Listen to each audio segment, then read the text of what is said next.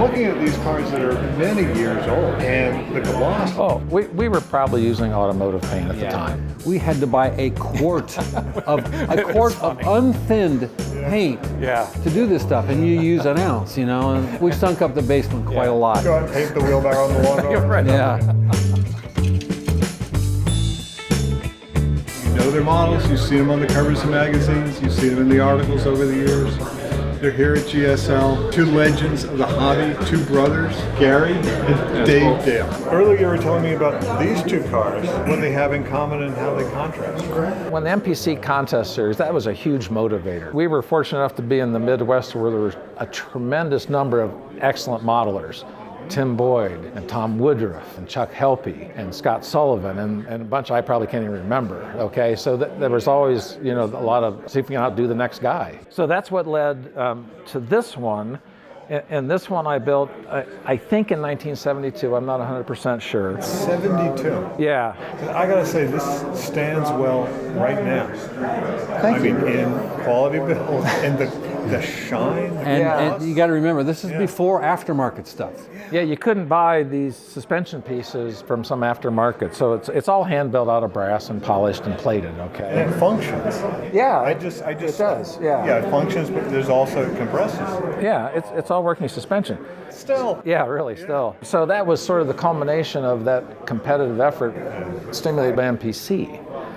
And then MPC said about this time frame, hey, we're trying to sell model kits, not brass, in essence. They didn't say that, but so now you have to build everything with kit pieces, basically. And that's what inspired this. So it does not have the working suspension and all that fun stuff. But it's still gorgeous, thought out engineering and craftsmanship. Yeah, so the lower doors here are inspired by the Cougar 2, Ford Cougar 2, and the front's inspired by the Pink Panther, and the back is inspired by the Ford J car, and so that's sort of how it all came together. So sort of a different focus, I guess I'll say. And how do you go from being able to do anything you want, scratch build anything you want, and still compete, and then being limited to not doing that and still compete. So that's kind of where I came from. And after all these years, the panels on that, when you close that up, they all line up. I'm pretty good. There's a little bit of warpage in there. I won't close the rear panel because it doesn't fit so nice. You did a video on using magnets to close doors. That's what this is. 50 years ago. Good.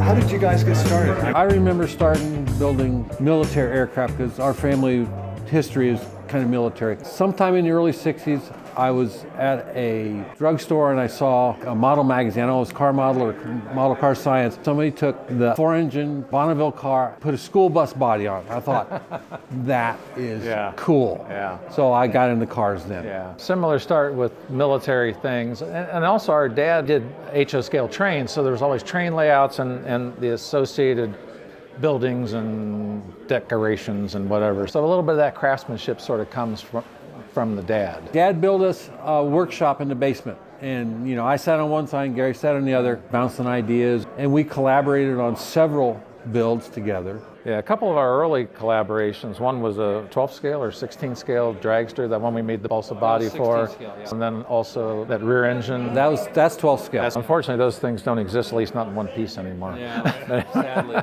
Yeah, especially after the MPC contest series got going. Dad took us to Hare Arena, which was one of the Carl Casper's custom auto show. And there was a model contest there, so we went, oh, this is cool, we can do this. Yeah. And it just went from there. Yeah. These are later, towards the tail end of my modeling career, because college came along and then a family came along and everything. So this was where it stopped for me, but fortunately David's continued on. I've been building fairly steady since the beginning. One day I heard about GSL and I thought, well, this is cool. I built the Austin, and that was a winner for the drag competition in GSL 1986. And after the Austin, I built the Nova Pro Street, and that ended up on the cover of the premier issue of Car Modeler magazine, and it's just gone from there. I've seen it on the cover, read about it. It's so cool to see that in real life. It's such a great piece. Thank you. I used to be able to pull the body off on this one, but I can still pull the body off on that one if you want to see it.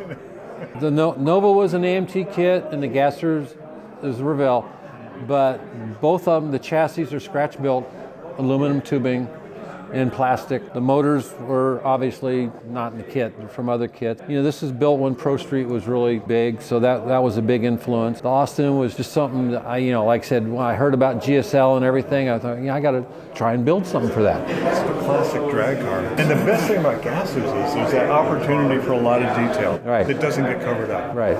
You've got the engine out there, you can see everything on the chassis. Any inspiration from Ohio George Montgomery and his gasser? He's a Dayton guy. Yeah, maybe in the back of the head. You know.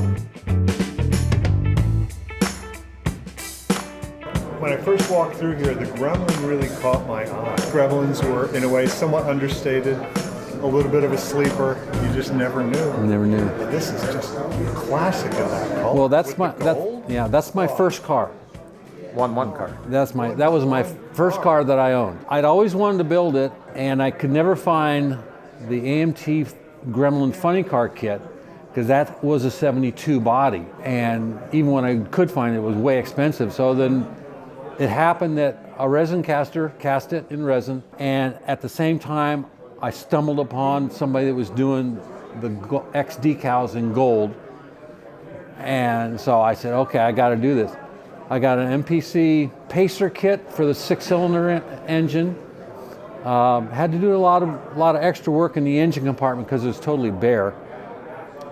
It's authentic. It's called Wild Plum paint, which is what mine was. I love the chrome around the wheel openings. That was like a high trim level car. It was. Real happy that I finally got it done.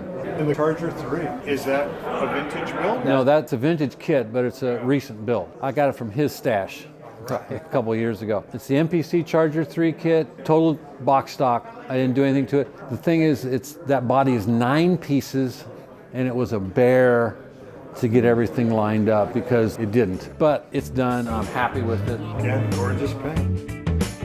You guys grew up in Dayton? Yes. And I still live there. That's like drag country. Well, Ohio George, he had a shop right there, yeah. And you know, the Indy Nationals are 2 hours away, and our dad took us there a few times, so a lot of inspiration from that. And at that time, what else is there to do during the winter when it's snowing, you know? Build models. Build models. Yeah.